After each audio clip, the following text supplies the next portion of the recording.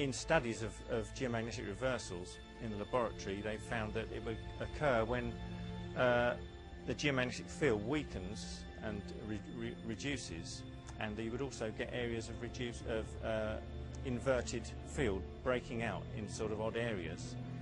And both of those things have now come to pass, because it's been found that the Earth's magnetic field is dropping quite a lot. It's been dropping for 2,000 years, and there's a big area of reversed magnetic field off of South Africa. So that seems to fit into this idea that we have started on a geomagnetic reversal. It's a very interesting area of research about the way that the Earth's magnetic field is linked to times of change. Now we know that at the moment the Earth's magnetic field is about to switch. It's actually weakening. What's happening is there are islands of opposite polarity appearing in different places. There's one in South Africa, for instance.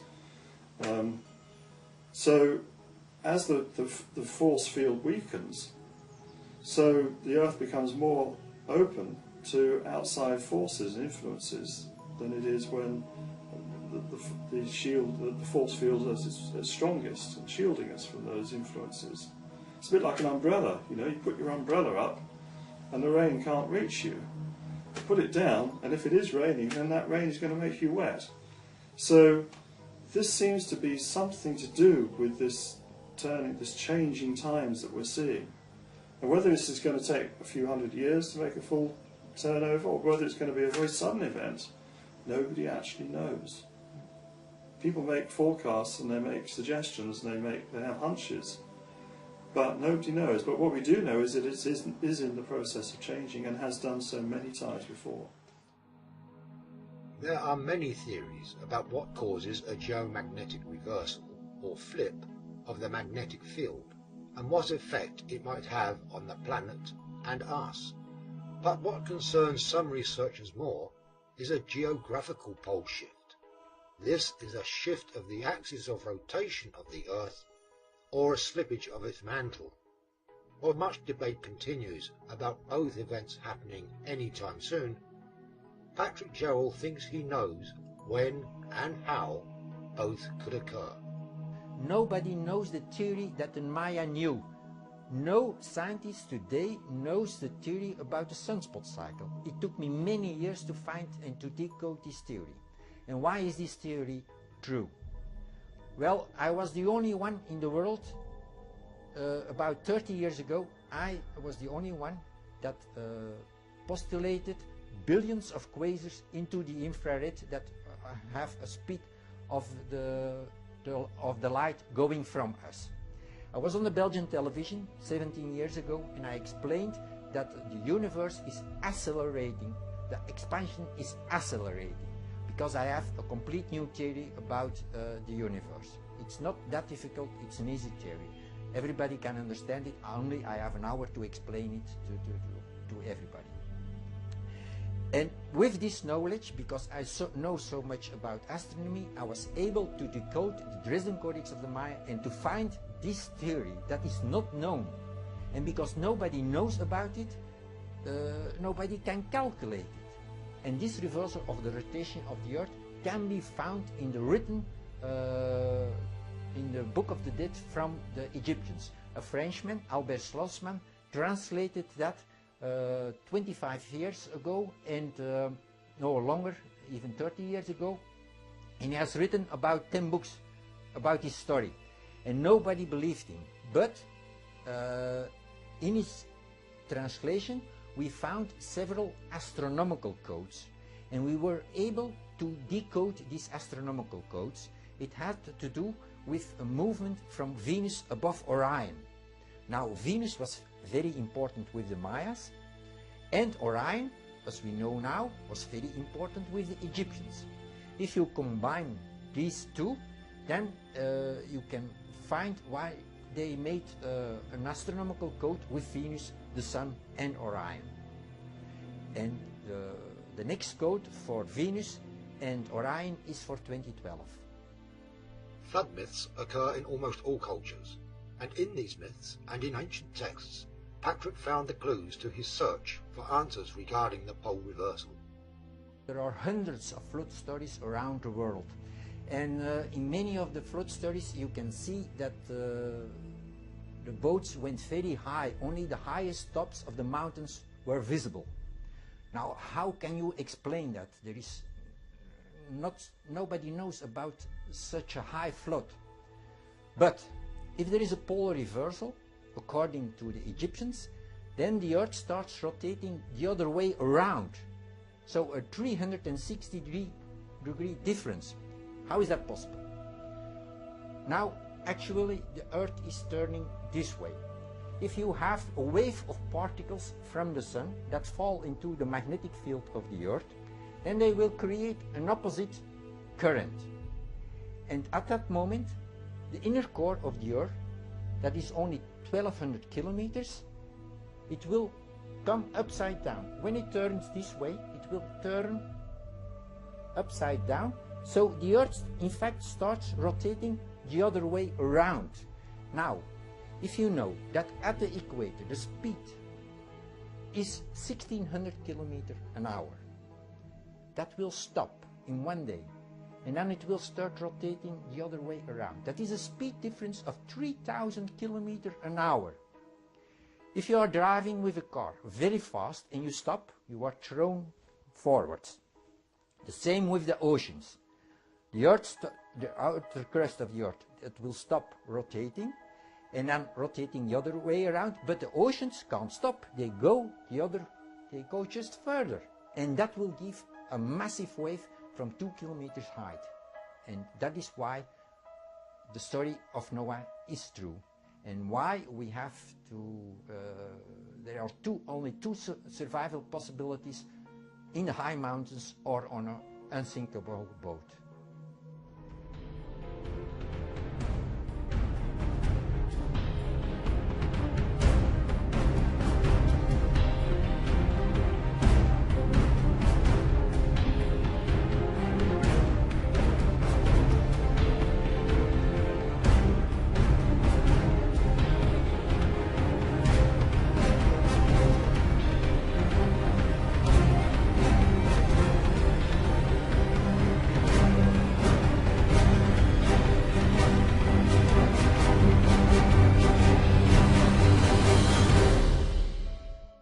It is no secret that these events have happened in the past, and in fact, some researchers and archaeologists claim that the legendary city of Atlantis was lost to such a pole shift.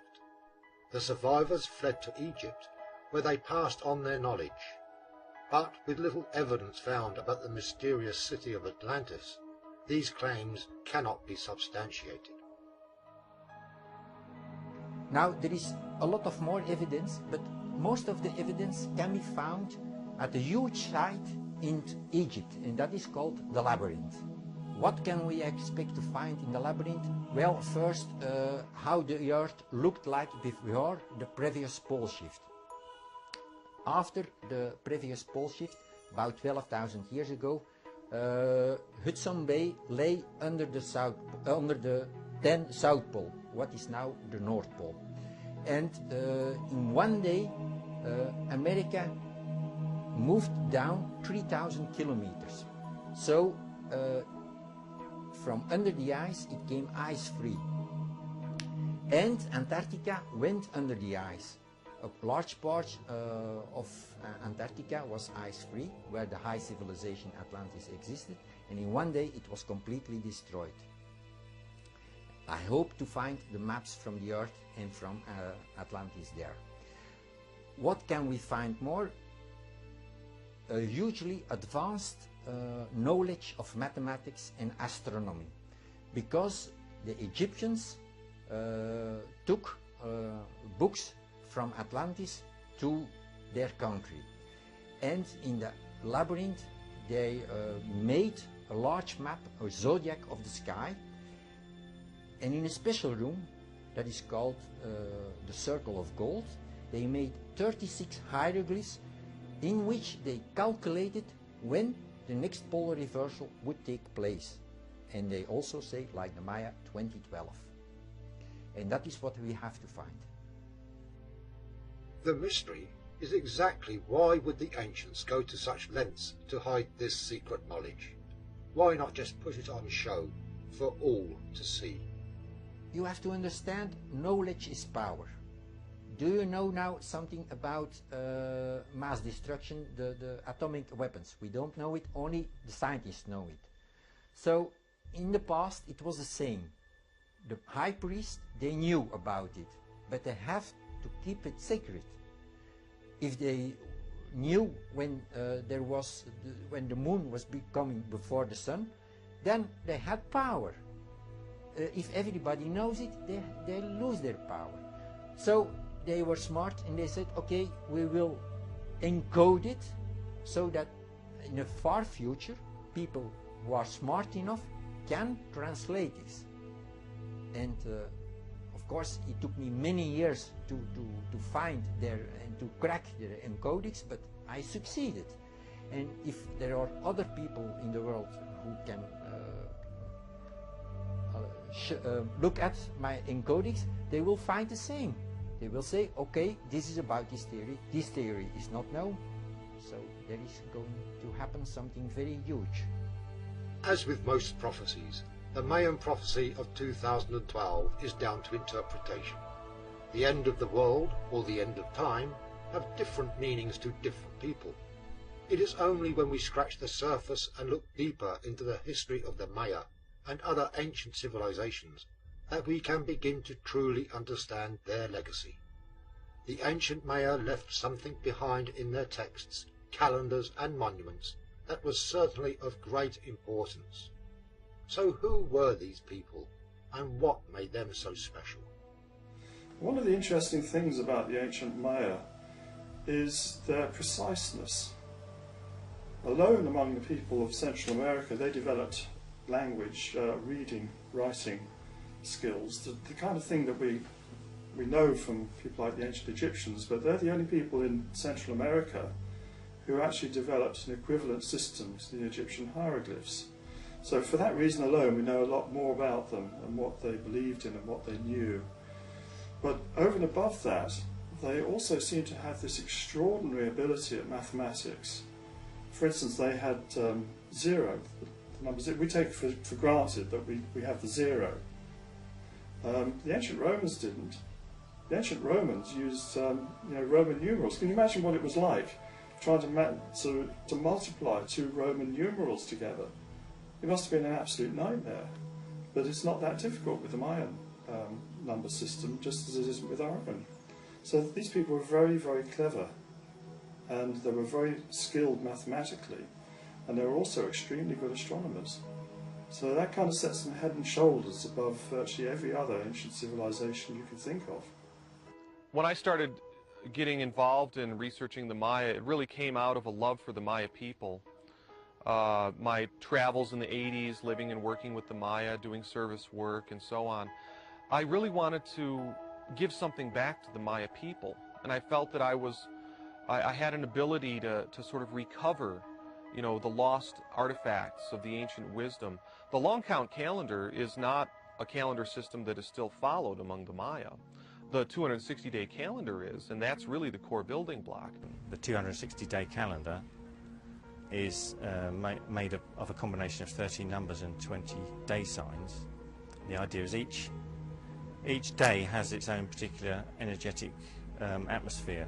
It's got its own quality, and the day you're born on gives you a certain characteristic preponderance towards certain characteristics. And so each day has its own flavour and its own different quality, which is good for some things and not so good for others. A little bit like astrology, Western astrology in some ways. What are the benefits of using the Mayan calendar? Well, not if you're trying to work out when you're going to send your Auntie Doris a Christmas card.